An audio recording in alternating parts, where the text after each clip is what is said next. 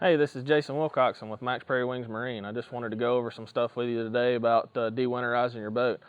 First off, we want to talk about batteries, and then we'll go into some fuel maintenance and fluid levels and lubrication on your engine, plus a little bit of safety stuff. If you'll just stick with us, we'll get on it.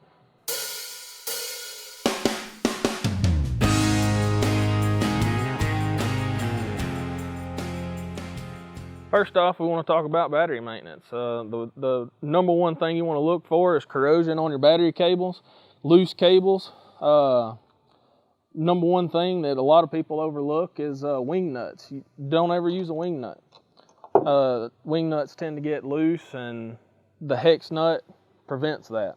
So something whenever you're checking a battery is always make sure you disconnect the positive side before you disconnect the negative side. Another thing you want to check is if you have a battery that can be maintained, as in a non-maintenance free battery, then you need to check your wet cells. Make sure that you have plenty of fluid, and if you don't, add some water to it. Okay, now that we've got batteries out of the way, fuel maintenance is a big issue with a lot of engines. One thing that a lot of people overlook, some type of a fuel maintainer. You don't want to use ethanol on engines. You want to use non-ethanol, and if you do use ethanol, the first thing you want to put in something is a ethanol treating stabilizer. You get Sta-Bil and a lot of other stuff, they don't treat ethanol, so therefore you get what's called phase separation and other problems that may cause internal damage to your engines. So anytime that you're even running every day, you need to be using some type of a stabilizer to put into your fuel that treats ethanol in today's fuels. We talked about fuel stabilizers in your fuel, but one thing, a fuel stabilizer will stabilize your fuel for a period of time. So maybe your tank has been sitting for a year. You still need to empty your tank out, because there could be any type of moisture buildup, stale fuel, other stuff that stabilizer helped but did not completely fix over a long period of time. So anytime your boat's been sitting for a long period of time, you want to go ahead, empty out your gas tank, and start with fresh fuel in the engine. That way you don't have any foreseeable problems. All right, now that we've talked about your battery and your fuel, let's get to lubrication. A lot of people think that it being a two-stroke, you just add oil to your gas. Well, that's not the case anymore. Evinrude's got a oil injection system, so it's kind of like a four-stroke, in that you still need to check your oil. Your tank is see-through inside. Takes an Evinrude XD100, XD50, XD30. Whichever one you prefer to use. You can see through the tank, so you should be able to see the level, but if you can't, just pop the cap off, take a look inside, make sure everything's okay.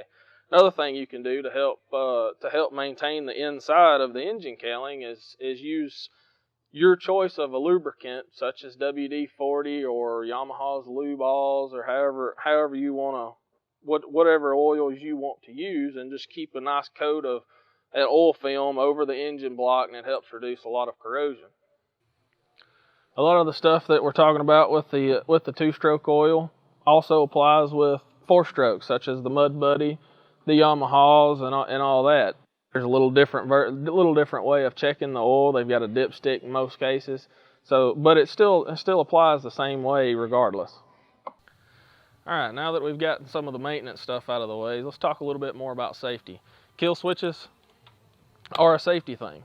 Make sure that these kill switches aren't dry rotted, they're not cracked, the kill lanyard's in good shape, and it doesn't look like it's going to break at any point in time, frayed or anything like that. Also, whenever you crank the engine, hit the kill switch, pull the kill lanyard, make sure that it actually cuts the engine off. You'd be surprised how many times that they actually don't work. Another thing that we want to talk about is life jackets. Make sure that you've always got a life jacket for yourself and every passenger that's in the boat. Bilge pumps are also another point of safety. Safety is something that's that doesn't just apply to your personal safety, but the safety of your boat. You don't want to be swimming to the bank while your boat's sinking to the bottom of the river.